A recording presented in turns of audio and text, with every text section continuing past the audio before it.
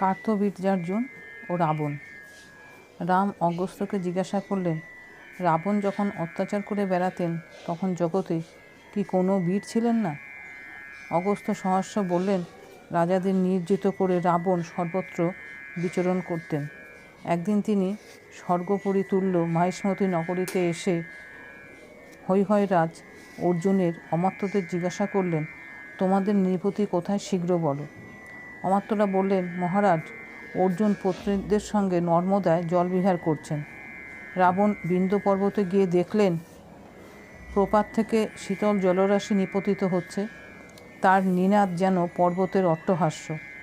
স্ফটিকস্বচ্ছ বহু জলধারার নিঃস্রাবে পিণ্ডগিরি ফণাধর লোলজিহ্বা অনন্ত নাগের ন্যায় শোভান্বিত হয়েছে। এই পর্বতে হিমালয় তুল্য উচ্চ এবং বহু কন্দরময়। রাবণ পশ্চিম সমুদ্রগামিনী পুণ্যতোয়া নর্মদায় অবগাহন করলেন এবং রমণীয় পুলিনে উপবেশন করে সচিবগণকে বললেন, এই নদীই গঙ্গা। তোমরা রাজাদের সঙ্গে যুদ্ধে ক্ষতবিক্ষত হয়েছ, এখন এই সুখদা নর্মদায় স্নান করে শুদ্ধ হও। আমি এর শরবিন্দু তুল্য শুভ্র পুলিনে বসে মহাদেবকে পুষ্পোপহার দেব। স্নানের পর রাক্ষসরা পুষ্প সংগ্রহ করে স্তূপাকার করলে। বালুকা বেদির ওপর স্বর্ণময় শিবলিঙ্গ স্থাপন করে রাবণ সচন্দন পুষ্প দিয়ে অর্চনা করলেন এবং তারপর হস্ত প্রসারিত করে নৃত্য করতে লাগলেন। অদূরে কার্তবীর্যার্জুন জলক্রিয়া করছিলেন। তিনি নিজের শক্তি পরীক্ষার জন্য তার সহস্র বাহু দিয়ে নর্মদার স্রোত রুদ্ধ করলেন। জলরাশি বিপরীত দিকে প্রবাহিত হয়ে সাগরোচ্ছ্বাসের ন্যায় বাড়তে লাগল।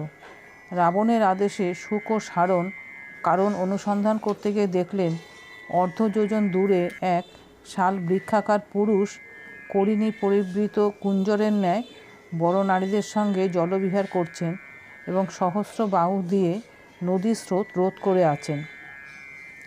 এই সংবাদ পেয়ে রাবণ সেই স্থানে গিয়ে অর্জুনের অমাত্যদের বললেন, তোমরা হৈহয়পতিকে বলো যে রাবণ যুদ্ধ করতে এসেছেন। অমাত্যগণ আয়ুধ হস্তে উত্থিত হয়ে বললেন, সাধু সাধু রাবণ, তুমি উপযুক্ত কালেই এসেছ। আমাদের রাজা এখন মত্ত হয়ে নারীদের মধ্যে রয়েছেন, তার সঙ্গে যুদ্ধ করতে চাচ্ছ? দশানন, আজ ক্ষান্ত হও, এখানে রাত্রি যাপন করো, কাল যুদ্ধ করো। আর যদি তোমার যুদ্ধতৃষ্ণা নিতান্ত প্রবল হয়ে থাকে তবে আগে আমাদের পরাজিত করো। রাবণ ও অর্জুনের অমাত্যদের মধ্যে যুদ্ধ আরম্ভ হলো।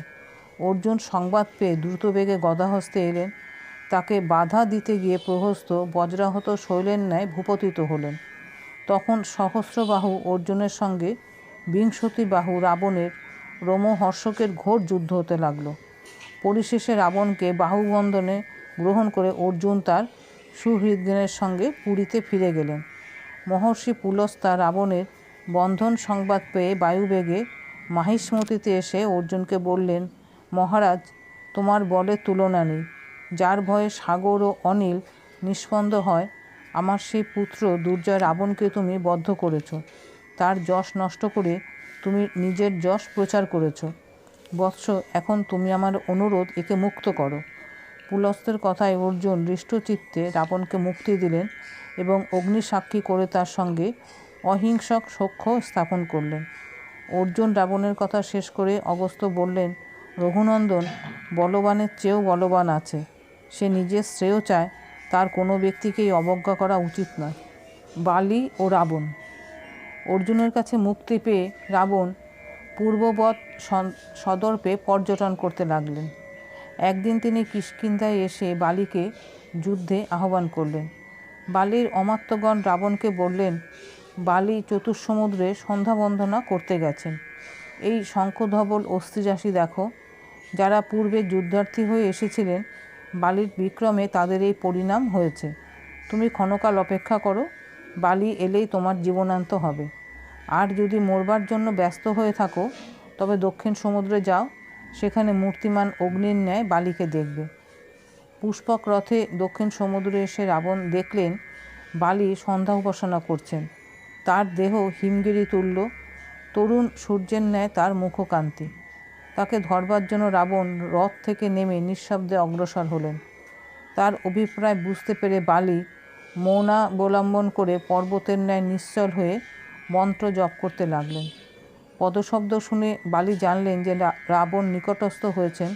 তখন মুখ না ফিরে রাবণকে কক্ষে ধারণ করে বেগে আকাশে উঠলেন। মুক্ত হবার জন্য রাবণ নখাঘাত করতে লাগলেন। তার অমাত্যগণ চিৎকার করে পশ্চাতে ধাবমান হলেন, কিন্তু বালুই কিছুই গ্রাহ্য করলেন না। তিনি একে একে চতুর্সমুদ্রে গিয়ে সন্ধ্যা বন্দনা শেষ করে রাবণকে নিয়ে কিষ্কিন্ধায় উপবনে অবতরণ করলেন। তারপর রাবণকে মুক্ত করে সহাস্যে বললেন, তুমি কোথা থেকে এসেছ? পরিশ্রান্ত বিস্ময়াবিষ্ট রাবণ চঞ্চল নয়নে বললেন, বানরেন্দ্র, আমি রাক্ষসরাজ রাবণ। কি আশ্চর্য তোমার বলবীর্য ও গম্ভীর্য যে আমাকে পশুর ন্যায় গ্রহণ করে চতুর্সমুদ্রে ভ্রমণ করিয়েছ।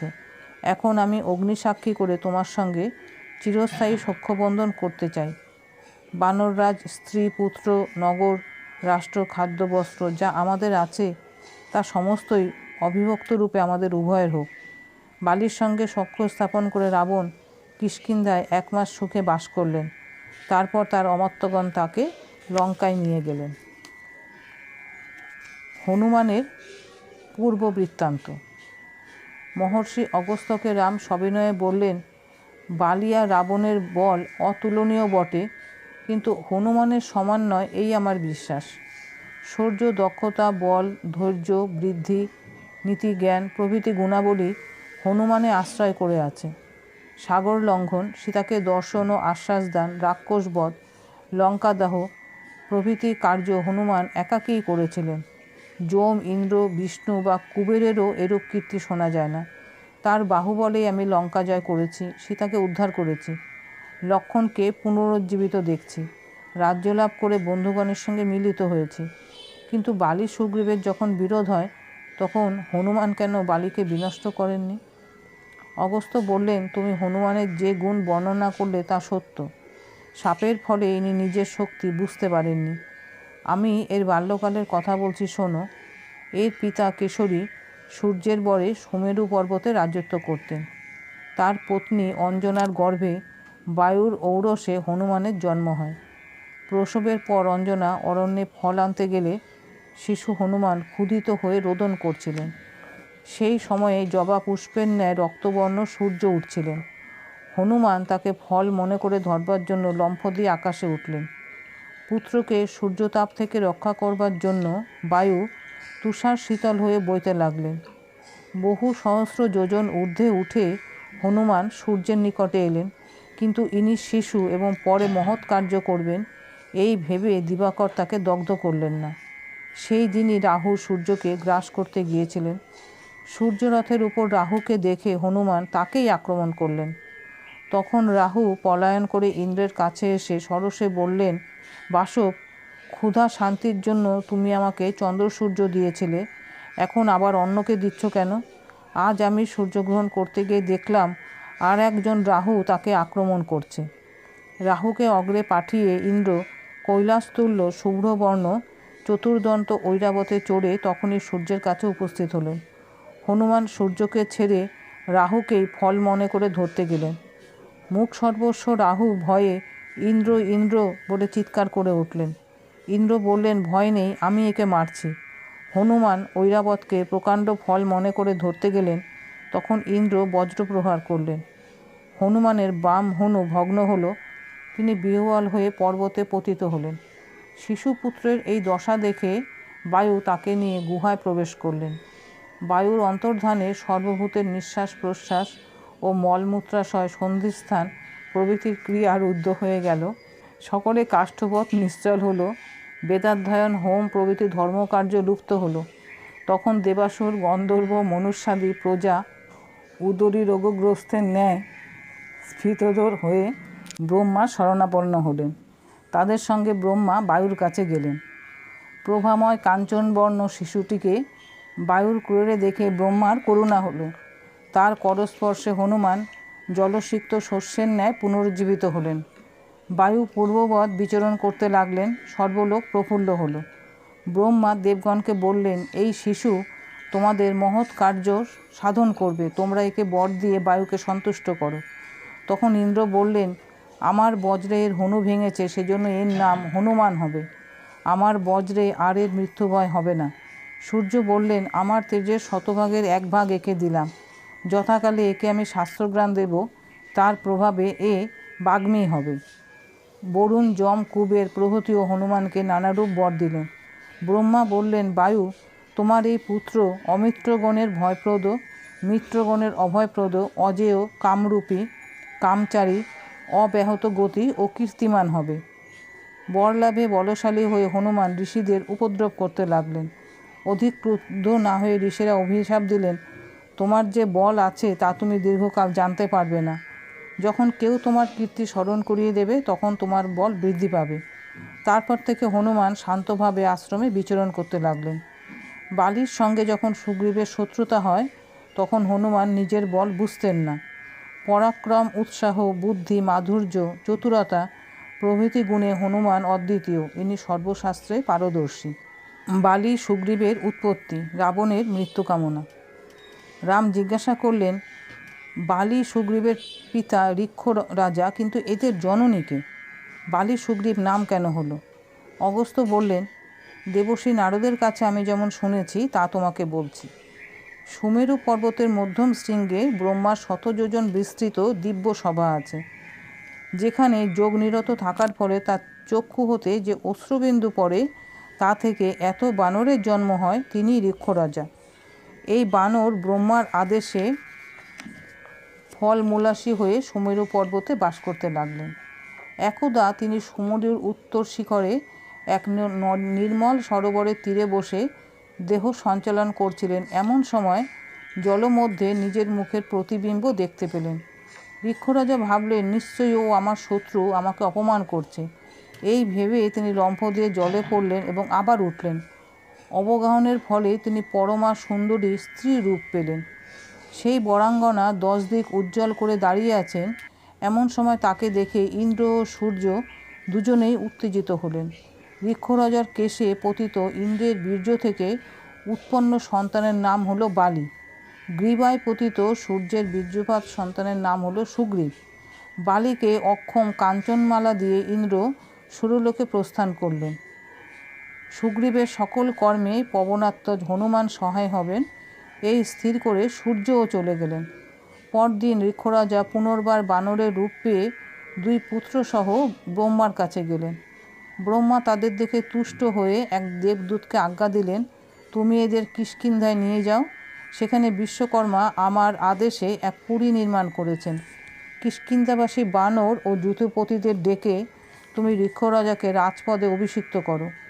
এই রূপে ব্রহ্মার আজ্ঞায় ঋক্ষরাজা পৃথিবীর সমস্ত বানরের অধিপতি হলেন। ইনি বালি সুগ্রীবের পিতা ও জননী। রাম বললেন, মুনিপুঙ্গব, আপনার প্রাসাদে এই বিস্ময়কর পুণ্যকথা শুনে আমার বৃহৎ কৌতূহল নিবৃত হলো। অগস্ত্য বললেন, রাম, আমি আর একটি দিব্য কথা বলছি, শোনো। রাবণ যে উদ্দেশ্য সীতাকে হরণ করেছিলেন। পুরাকালে সত্যযুগে প্রজাপতি তনয় সনত কুমারকে রাবণ প্রশ্ন করেছিলেন, তপোধন, দেবগণের মধ্যে সর্বাধিক বলবান কে? কাকে আশ্রয় করে তারা শত্রুজয় করে থাকেন? দ্বিজগণ কার জন্য যজ্ঞ করেন? যোগীগণ কাকে ধ্যান করেন? সনত কুমার উত্তর দিলেন, তিনি হরিনারায়ণ, সর্বজগতের কর্তা। আমরা তার উৎপত্তি জানি না। সুরাসুর তার কাছে সর্বদা অবনত হয়ে থাকে। তিনি দৈত্য, দানব, রাক্ষস প্রভৃতি দেব শত্রুগণকে সংগ্রামে পরাজিত করেন। রাবণ পুনর্বার প্রশ্ন করলেন, যে সকল দৈত্য, দানব, রাক্ষস হরির হস্তে নিহত হয় তারা কোন গতি পায়? সনত কুমার বললেন, দেবতাদের হস্তে যারা মরে তারা স্বর্গে যায়, তারপর পুণ্য ক্ষয় হলে আবার ধরাতলে জন্মগ্রহণ করে। চক্রধর জনার্দন যাদের বধ করেন তারা তারই নিলয়ে আশ্রয় পায়। তার ক্রোধও বরের তুল্য। রাবণ বিস্মিত হৃষ্ট হয়ে ভাবতে লাগলেন, আমি কোন উপায়ে মহাসমরে হরিকে লাভ করব। সনত কুমার বললেন, মহাবাহু, তুমি নিশ্চিন্ত হও, তোমার মনস্কামনা সিদ্ধ হবে। হরি ত্রেতা যুগে ইক্ষ্বাকু বংশে রামরূপে জন্মগ্রহণ করবেন। দেবী লক্ষ্মী জনক দুহিতা সীতারূপে তার পত্নী হবেন। তখন রাবণ ভাবতে লাগলেন, কোন উপায়ে হরির সঙ্গে আমার বিরোধ হবে। রাম হরির সঙ্গে বিরোধ করবার জন্যই রাবণ সীতাকে হরণ করেছিলেন। আমি দেবর্ষি নারদের কাছে যে পাপনাশক ইতিহাস শুনেছিলাম তা আরও বলছি। একদা রাবণ পর্যটন করতে করতে দেখলেন দেবর্ষি নারদ মেঘবাহনে ব্রহ্মলোকে থেকে আসছেন। রাবণ তাকে বললেন, আপনি সর্বলোকই দেখেছেন, বলুন কোন লোকের অধিবাসীরা অত্যন্ত বলবান, আমি তাদের সঙ্গে যুদ্ধ করব। নারদ বললেন, ক্ষীরোদ সাগরের শ্বেত দ্বীপবাসী মানবরা মহাকায় মহাবল, তাদের কান্তি চন্দ্রতুল্য, কণ্ঠস্বর মেঘধ্বনির ন্যায়, বাহু অর্গলাকার। এই সকল মানব অনন্য পরায়ণ হয়ে নারায়ণের আরাধনা করে। সেই চক্রধর সাঙ্গপাণি বিষ্ণুর হস্তে যারা যুদ্ধে নিহত হয় তারা স্বর্গলোকে বাস করে। যজ্ঞ তপস্যা দানাদির দ্বারা সেই লোক লাভ হয় না। রাবণ ক্ষণকাল চিন্তা করে বললেন, আমি শ্বেতদ্বীপে গিয়ে যুদ্ধ করব। এই বলে তিনি যাত্রা করলেন। নারদও কৌতূহলান্বিত হয়ে সত্বর সেখানে গেলেন।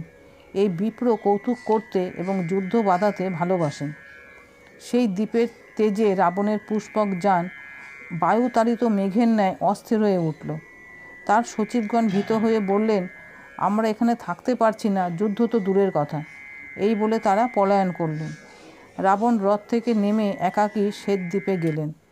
সেখানে অনেক নারী ছিল। তাদের মধ্যে একজন সহাস্যে রাবণের হাত ধরে প্রশ্ন করলে, তুমি কে, কার পুত্র, কেন এসেছ? রাবণ সরসে উত্তর দিলেন, আমি বিশ্রবার পুত্র রাবণ যুদ্ধ করতে এসেছি, কিন্তু কাকেও তো দেখছি না। যুবতীরা মধুর কণ্ঠে হেসে উঠল। তাদের একজন রাবণকে শিশুর ন্যায় তুলে ধরে ঘোরাতে ঘোরাতে বলল, সখী দেখো, একটা কীট ধরেছে, 10টা মুখ, 20টা হাত, কজ্জলের ন্যায় বর্ণ। রাবণ এইরূপে হাতে হাতে ঘুরতে লাগলেন। তিনি একজনকে দংশন করলে সে তাকে ফেলে দিলে আর একজন তাকে নিয়ে আকাশে উঠল। রাবণ তাকে নখাঘাতে বিদীর্ণ করলেন এবং হস্তচ্যুত হয়ে সমুদ্রে পড়ে গেলেন। তার ধর্ষণ দেখে নারদ উচ্চহাস্য করতে লাগলেন। কথা শেষ করে অগস্ত্য বললেন, নিজের মরণ কামনা করেই রাবণ সীতাকে হরণ করেছিলেন। রাম, তুমি শঙ্খচক্র গদাধর ভক্তগণের অভয়প্রদ নারায়ণ, রাবণ বধের নিমিত্ত মানুষের রূপ ধারণ করেছ। তোমার জন্যই লক্ষ্মী বসুধা তল থেকে সীতারূপে উঠেছেন। লঙ্কারর আনিত হয়ে তিনি মাতার ন্যায় সযত্নে রক্ষিত হয়েছিল। জনক, সুগ্রীব, বিভীষণ প্রভৃতির প্রস্থান। রাম প্রতিদিন পুরবাসী ও জনপদবাসী প্রজাগণের সকল কার্য নির্বাহ করে রাজ্য শাসন করতে লাগলেন।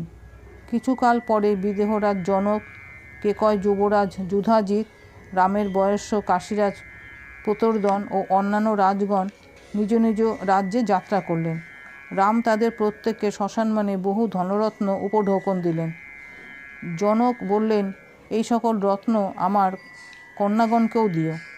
যুধাজিৎ তার উপহার রামকেই সাদরে প্রত্যাপন করলেন। ভরতের আজ্ঞায় রাজারা বহু অক্ষহীন সেনা সঙ্গে এনেছিলেন।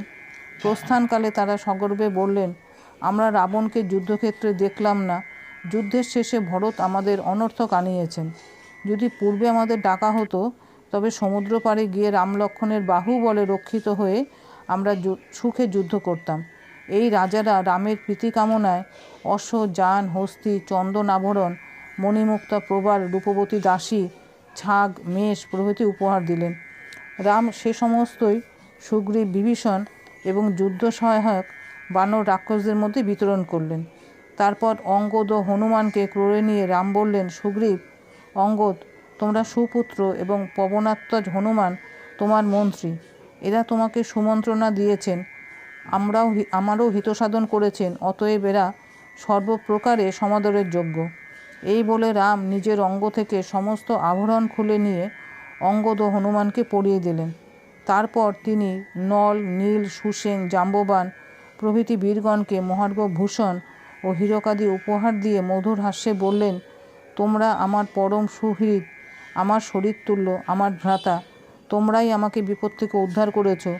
ধন্য রাজা সুগ্রীব, যিনি তোমাদের ন্যায় সুহৃদ লাভ করেছেন। বানর, ভল্লুক ও রাক্ষসগণ মধুপান ও মাংস, ফলমূলাদি ভক্ষণ করে পরম সুখে কয়েক মাস অযোধ্যায় বাস করলে। তারপর রামের অনুমতিক্রমে সুগ্রীব ও বিভীষণ নিজ নিজ অনুচরদের সঙ্গে স্বরাজ্যে যাত্রা করলেন। গমনকালে তারা বললেন, রাম, তোমার বুদ্ধি, বীর্য, মাধুর্য স্বয়ম্ভু ব্রহ্মার ন্যায় পরমাশ্চর্য। হনুমান প্রণাম করে বললেন, মহারাজ, তোমার প্রীত আমার যেন নিত্য স্নেহ ও অবিচলিত ভক্তি থাকে।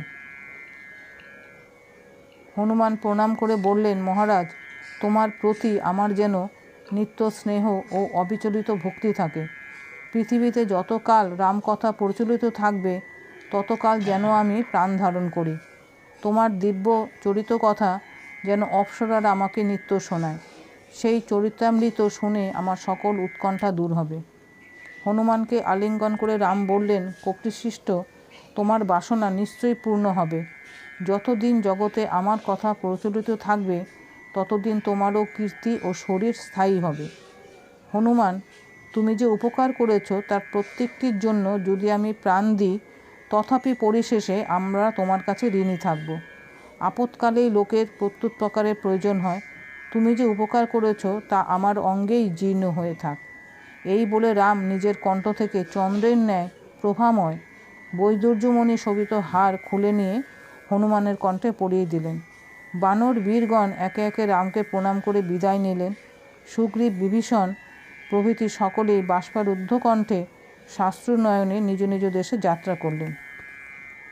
পুষ্পক রথ সীতার গর্ভলক্ষণ। বানর, ভল্লুক ও রাক্ষসগণকে বিদায় দিয়ে রাম ভ্রাতৃগণের সঙ্গে সুখে কালযাপন করতে লাগলেন। একদিন অপরাহ্নে তিনি শুনতে পেলেন অন্তরিক্ষ থেকে মধুর স্বরে কে বলছে, প্রভু, প্রসন্নবদনে চেয়ে দেখো, আমি পুষ্পক রথ। তোমার আজ্ঞায় কুবেরের কাছে ফিরে গিয়েছিলাম, কিন্তু তোমাকে বহন করবার নিমিত্ত তিনি আবার আমাকে পাঠিয়ে দিয়েছেন। তুমি অসংকোচে আমাকে গ্রহণ করো। রাম বললেন, বিমানশ্রেষ্ঠ পুষ্পক, কুবের যখন অনুকূল হয়েছেন তখন তোমাকে নিলে দোষ হবে না। এই বলে তিনি লাজ, পুষ্প, ধূপ প্রভৃতি দ্বারা অর্চনা করে পুষ্পককে আজ্ঞা দিলেন, তুমি এখন যাও, যখন স্মরণ করব তখন এসো। অনন্তর রাম অশোক বনে গেলেন।